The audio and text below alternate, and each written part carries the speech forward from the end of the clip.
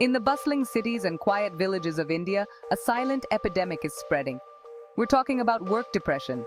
It's a growing problem that affects millions of Indians. Yet we rarely discuss it openly. Why?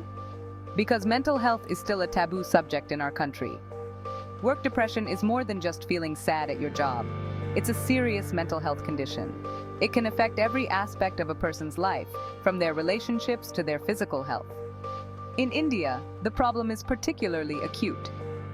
Our work culture often values long hours over well-being. We're taught to push through stress and ignore our mental health. But the cost of this silence is high. It's time we break the silence.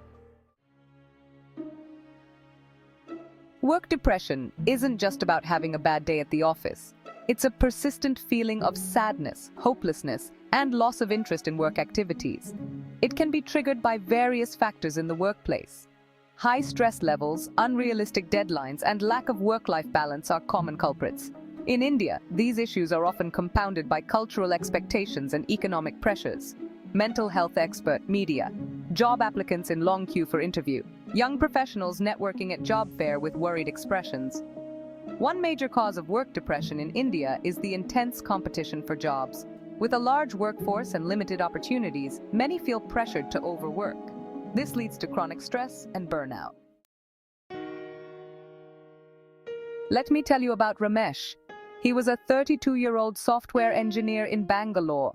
From the outside, Ramesh seemed to have it all: a well-paying job, a loving family, and a promising career ahead.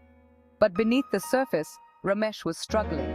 The pressure to perform at work was overwhelming. He often worked 14-hour days, including weekends. His manager constantly pushed for more, setting unrealistic deadlines. "Ramesh, it's just work stress. It'll pass." Ramesh's wife noticed changes in his behavior. He became withdrawn and irritable. He lost interest in activities he once enjoyed. He complained of constant headaches and trouble sleeping. But when she suggested he seek help, Ramesh brushed it off. As months passed, Ramesh's condition worsened. One day, he didn't show up to work. His wife found him in their apartment, unresponsive. Ramesh had taken his own life. The numbers paint a grim picture of India's mental health crisis. According to a 2017 WHO report, 56 million Indians suffer from depression. Anxiety affects another 38 million Indians. When it comes to work depression specifically, the statistics are equally alarming. A 2016 study by ASSOCHAM found that 42.5% of employees in India's corporate sector suffer from depression or anxiety. The IT sector showed the highest rates of depression at 6.23%. This was followed by the education sector at 5.56%. These numbers have likely increased since the COVID-19 pandemic. Remote work has blurred the lines between personal and professional life. It has increased feelings of isolation and burnout for many. Despite these alarming figures, India spends only 0.06% of its health budget on mental health. This is far lower than the 4% spent by most developed nations. The economic impact of this crisis is staggering. Addressing work depression in India requires a multi-pronged approach. Both employers and employees have crucial roles to play. For employers, the first step is acknowledging the problem.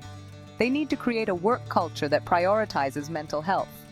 This means implementing policies that promote work-life balance. Flexible working hours, adequate leave policies, and reasonable workloads are essential.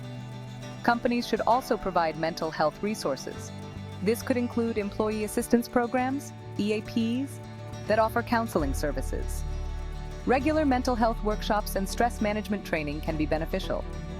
It's important to create an environment where employees feel safe discussing their mental health concerns. For employees, self-care is crucial.